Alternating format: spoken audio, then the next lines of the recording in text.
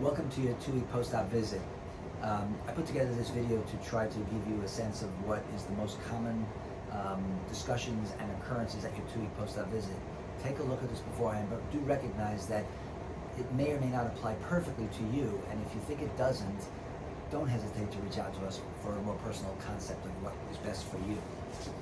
That said, by now, the nurses come in, classically sutures have been removed, stereo strips have applied across your wound, and after our discussion, our nurse is going to come back and they're going to place on your incisions a dry gauze bandage, gently wrap you with an ace bandage, and then place you into your new frenemy, the ski boot.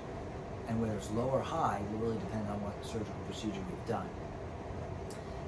That said, I want you to think of that ski boot, that cam walker boot as we call it, that black-gray boot, as a cast with privileges. In the old days, when we put a cast on a person, it was stuck on them until we cut it off with a cast saw at the next visit, whether that's 4 weeks or 6 weeks later. But these days, we really want to take advantage of some earlier activity that you can do, so we use the next best thing. So this removable ski boot, as I call it, is like a cast with privileges. And specifically, there are 3 privileges, which basically means the reasons to take it off. So I'm going to say them specifically first, and then I want to go into each one more specifically. Icing, hygiene, and motion. So let's go into them specifically. Icing. If you take your boot off, you take your ace bandage off, and you take your gauze off, you can take a pack of frozen peas, or you can take an ice pack, or any of these fancy machines, and place it gently on your incision, never for more than 20 minutes at a time. You certainly don't want to cause a thermal freezing burn. And recognize that it's going to reduce pain. In a way, it's actually more of a pain reliever than anything else, because icing doesn't actually help bone healing, or tendon healing, or ligament healing, or even skin healing. It simply feels good, and it can reduce swelling if associated with elevation as well. So if you get a sense that icing would feel good, put it on. And also recognize that if for some reason you feel like icing isn't helpful for you, then I don't want you to feel like you're shortchanging your recovery if you don't ice. But it is one of the reasons to take your boot off. Second reason to take your boot off, hygiene. And what I specifically mean by that is taking a shower, not submerging it, which would be a bath, an ocean, a whirlpool, or a tub full of water. So, hygiene. Imagine you got to get yourself to a shower, so if there's a seat, bench, or chair that you can place in a shower or in a bathtub, take off your boot, take off your ace bandage, and sit.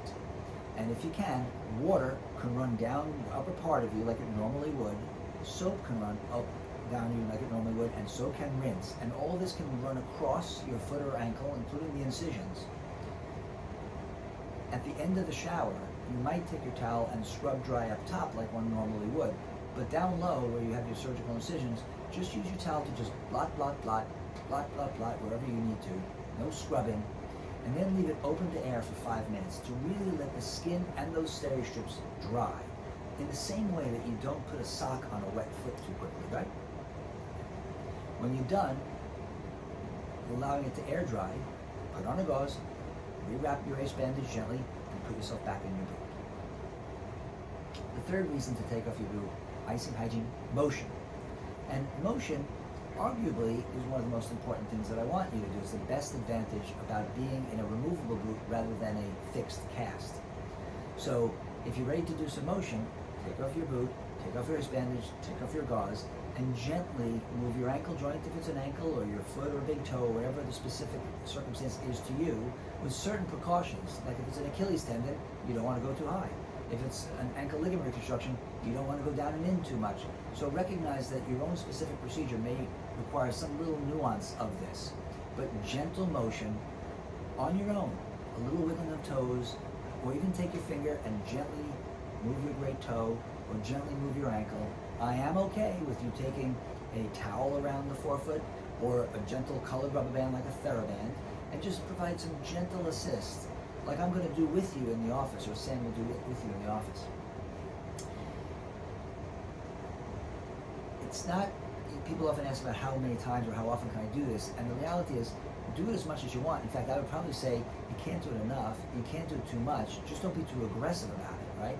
So the more time you spend gently wiggling your toes, especially when it's associated with elevation, it's going to keep you swelling at bay. It's like making gravity your friend rather than gravity always being the enemy of an ankle or a foot. When you're done with motion, put your ace bandage back on over a gauze with your boot back on and hunker down. Especially if you're going to be moving from A to B, you want to have the proper protection. And just in case you need a little extra help, I'm going to kind of give you a little final exam question, setting you up for success. If the 3 reasons to remove your boot are icing and hygiene and motion, it's at night, you're ready to go to sleep, where is your boot? The answer is on your leg, because you're not doing icing, you're not having hygiene, and you're not doing motion. Park it in neutral, as we like to say, so in the morning the next day, you're ready to start again in a safe fashion. I hope this is helpful.